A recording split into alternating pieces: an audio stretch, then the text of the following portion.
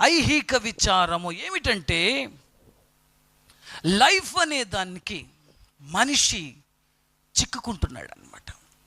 ఈ జీవితం అనేది ట్రాప్లో పడేస్తూ ఉంటుంది. లైఫ్ ట్రాప్ అనేది ఒకటి ఉంది, తెలుసా మీకు? చాలామంది సుఖభోగాల కోసం ఎవ్వరు లోన్ ఇచ్చినా, ఎక్కడ డబ్బులు వచ్చినా సటాక్కని తీసుకునేది. ఏం చేసేది? అటాక్కని తీసుకునేది. ఈ రోజుల్లో చాలామంది డబ్బులు తీసుకోవడం తప్ప తిరిగి కట్టేది, చెప్పండి, కడుతున్నారా? Phone number change, phone number మారుస్తావు, ఆధార్ కార్డు ఎట్ట మారుస్తావు, పాన్ కార్డు ఎట్ట మారుస్తావు? నువ్వు దేవుని బిడ్డలా? ఎవ్వరు ఎక్కడ ధనం ఇచ్చినా మనం ఏం చేస్తున్నాం?